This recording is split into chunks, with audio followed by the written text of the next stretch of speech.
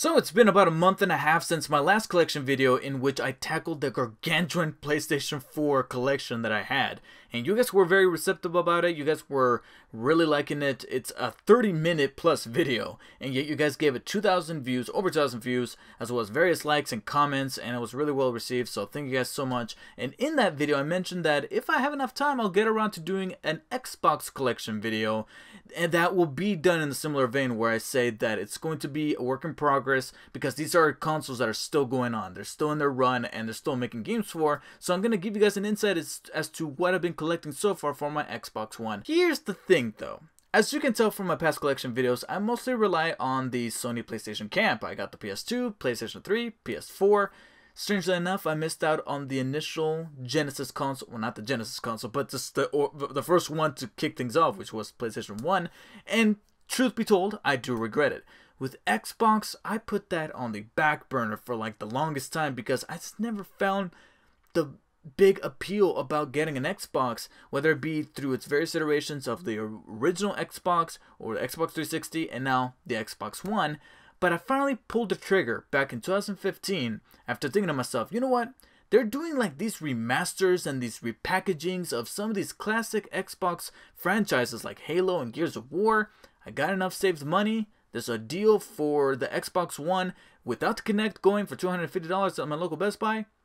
Let's do it. So here's the box of the Xbox One that I got. Like I told you, it came with a download code for Gears of War Ultimate Edition, which is the remastered version of that first game, as well as a 500GB model of that original Xbox that's like the size of a massive 1980s VCR. So that's why I'm not going to show you the console, because it's actually down here enthralled in a bunch of cables, and there's actually games stacked on top of it, and I'm like, you know, I'm not going to go through that trouble, so I'm just going to show you the box. But this is initially what I got back in late 2015 after thinking for 2 years straight up whether or not I was going to go through with getting myself an Xbox console, and I finally did. And then here are all the games that I've collected over those 3 years, and as you can tell, a little bit on the small side, but to be honest, I think you should blame Microsoft for that, because they need to know where the exclusives are at and what the people want, which is hardcore awesome games.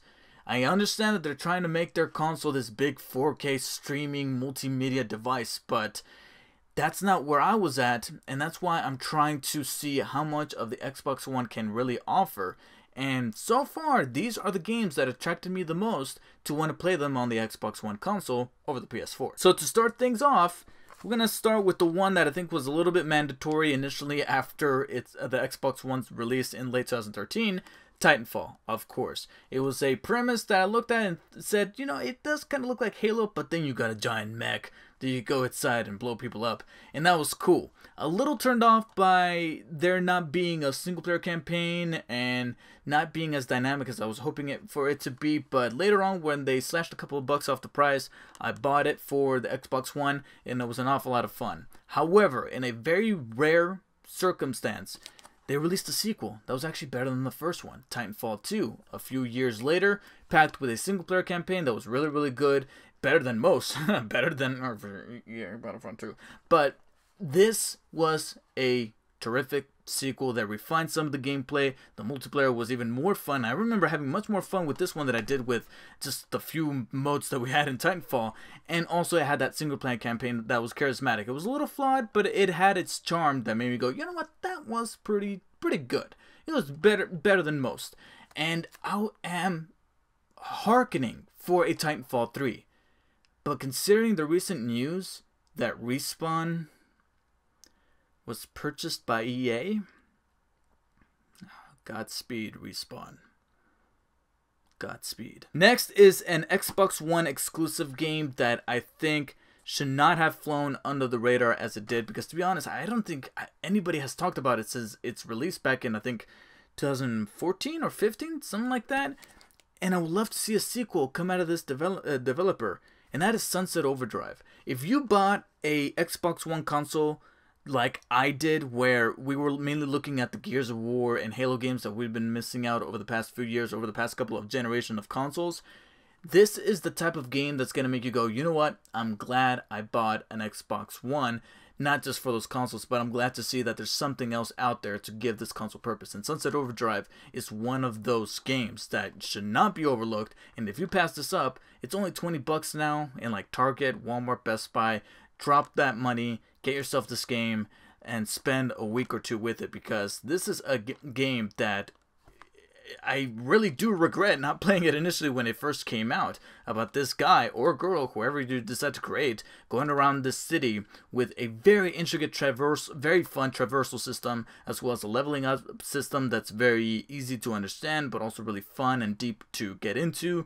And then the story that is very meta and very fourth wall breaking, as well as very hilarious.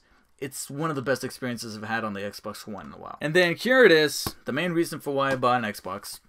Halo, the Master Chief Collection. What else do you need to know? The first 4 Master Chief experiences, Halo 1, 2, 3, and 4, all packed in with all of the multiplayer content. Really cool. Funny enough, I'm only halfway through with this. I've only gone through Halo 1 and 2, but I'm also in the process of going back and forth between Xbox, PS4, PS3, and everything else in between before tackling the remaining 3 and 4 games here on this collection. But what's cool is that they also packed in a little miniseries called Halo Nightfall, starring Luke Cage himself. So I'll get around to that whenever I get the chance before jumping into Halo 5. So I kind of consider this all as one tangible experience that I'm trying to get through and catch up on. What initially started as an exclusive, and then eventually they knew where the money was at, so they released it on the PS4 as well. But I stayed a little loyal, and I thought to myself, you know what, this has to be a day one game, a game that I have to buy initially when it first came out, Rise of the Tomb Raider, and I'm glad I did. Again, it gave my Xbox One purpose for when it came out, and also it was one of the best games of that year that I was glad to have experienced within the year that it came out, and I was like, okay, cool, I'll consider it for Game of the Year. I'll be glad to be able to spend time with this game and being able to explore it to its depths, or tombs.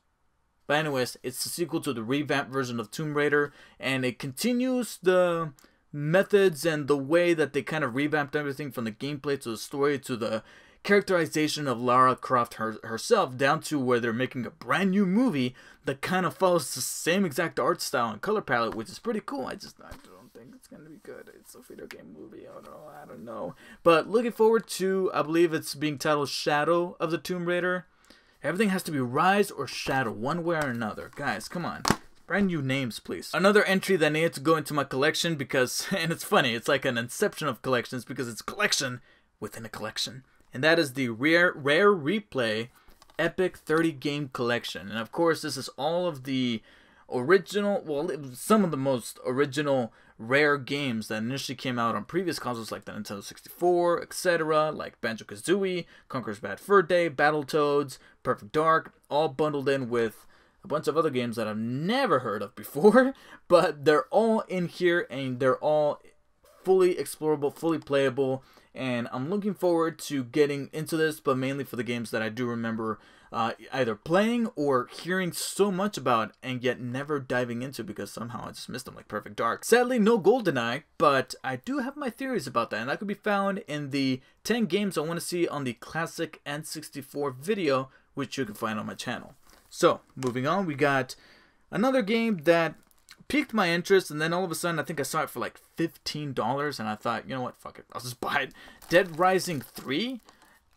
I know we're getting into a very saturated period with zombies, but I saw some gameplay for this, and I thought to myself, that looks like an awful lot of fun. So I went and got myself Dead Rising 3. As you can tell, I haven't exactly played it just yet, but definitely on my list of games to look forward to, along with its preceding sequel that I also got for about $15 or $20, Dead Rising 4. And I primarily went into this a little blindly, knowing that you can pretty much take a similar approach to the zombie apocalypse, kind of like how you did to the mutant apocalypse in Sunset Overdrive. So seeing that that was the case, thought to myself, you know what, Dead Rising 4 seems like up my alley, looks like an awful lot of fun, and it's the return of Frank West. I bought this game just recently, again for a very cheap price, and I thought to myself, you know what, similar to jumping on the bandwagon with Xbox very late in the game, I'm jumping into the bandwagon for this series, and I'm really optimistic that it's going to change my mind about racing games, because I gotta be honest, I do not like racing games. I don't like driving in real life, period. Why do I want to spend more time behind a wheel in a game? But I'm thinking to myself, you know what? I think I can have some faith with this series to turn me around. And that is Forza Horizon 3. It's been getting like Game of the Year accolades and so much acclaim about the things that this game can do and the fun that it can give you and all that. And I thought to myself, alright, for about $16 or $17, I'll pick it up and I'll get to it eventually. But I'm really praying that this is a game that does not make me wish I could have spent that money elsewhere. But I have faith in you, Forza. You're a very respected name. I'm thinking to myself, you'll do fine. Quantum Break, which is a cross-medium game that involves like a little live-action series, and then it kind of leaps over to this game, but definitely, if not intrigued about the concept and the idea of what this game is trying to achieve, and I'll get to it sooner or later at some point. All I know is that there's a bunch of an awful lot of recognizable faces in this game, from Shawn Ashmore or Bobby Iceman himself, as well as Littlefinger from Game of Thrones and various other character actors. And it follows in the same suit as like Heavy Rain or what is it, Beyond Two Souls. Some of those games where it's all about like adventure, except there's a little bit more involved with the gameplay from what I've seen from some videos and other people's experiences with the game. So I'm still not turned away from wanting to play it, but it's not exactly in my list of priorities. But I picked it up because it was cheap, and also because they're bundling in Alan Wake, so I guess I'm getting kind of like a 2-for here in this case. Alright, this next game, I swear to God, and I hate saying it because I feel like I'm throwing some shade over to Microsoft here towards the Xbox One, but I bought this game literally just to take advantage of the Black Friday price that it was going for on Black Friday, and not because I wanted it on the Xbox, but I had no choice because the PS4 version was sold out. And that was Dragonball Xenoverse 2. It was like $15, and by the time I got to the store back when it came out, it was gone for the PlayStation 4. But I found it for the Xbox One. It had that thing that I always fall for, which is the sleeve. You got the really cool looking sleeve underneath the actual game. So I was like, fuck it, alright, I'll get it, and I got it for the Xbox One. But all these years, I think it's been about a year, maybe 2 since I got it, and sure, haven't exactly gotten to play it just yet, but it still gives me a reason to revisit my Xbox and keep it from collecting dust. So anything that will help me out with that, I'm all for. And I skipped out on the original Xenoverse, but I saw that Xenoverse 2 got better reviews. And with that, we move on to the last game I have here in my physical disc collection, and that's going to be Gears of War 4. David, why do you not have the other games? Well, as you could tell from the beginning of the video, I do have the digital version of the Gears of War Ultimate Edition, which is the remastered version of the original game. And that digital code also came with 3 other codes of, I believe it's Gears of War 2, 3, and Judgment. Unfortunately, I don't know what happened. It was maybe some scheduling conflicts combined with my slow-ass internet. I didn't take advantage of the download codes in time because they expired like literally the end of December or beginnings of January of that year that I bought it. And the codes expired. And I was pissed. But then I noticed they brought back that exact promotion with Gears of War 4, where if you bought the game, they'll throw in pretty much the entire Gears of War collection along with it. So I pulled the trigger on Gears of War 4, and honestly I bought it day one because I was scared that the same thing was going to happen to me again, and those codes are going to expire, or that offer was only valid for like the initial month of release for Gears of War 4. So I went and got Gears of War 4 when it first came out. So not only did I end up with the codes for the remaining Gears of War games that I needed, and now I pretty much own every single Gears of War game, but I also got, and I didn't think that they were going to throw it in because I didn't pre-order the game as far as I can remember, but they threw it in because I bought it the week it came out and they had some leftovers. Okay, but they threw in a Gears of War 4 Gears mug and coaster set. It's pretty much a mug with a little sponge coaster shaped like the little emblem from Gears of War. And I gotta be honest, the mug is not all that great. Plus, it says you can't use hot liquids with it. So, if I can't drink coffee out of this, then what the fuck? You know, the mugs are for like coffee. I know they can be used for other things, but I'm a coffee guy. Give me coffee mugs. Okay. And if you're wondering where I'm at with Gears of War series, just like I am with Halo, I've done 1, I've completed 2, and that's pretty much it. So I still have 3, 4, and Judgment left to go. And with that, I conclude my physical disc collection of Xbox One games. Just like with the PlayStation 4 and the PlayStation 3, I do have some digital games on my Xbox One. And to be honest, there's actually not that many. I can kind of sort of remember them off the top of my head. I think one of them is Outlast. Then I got, Witcher 2 on backwards compatibility. And then, as you can tell, all the Gears of War games, as well as there was one other one. But I cannot remember for the life of me what it was. So, like I said, but it's only a handful. I think that's literally the one that I can't remember right now. It's the one that's missing, and that's it.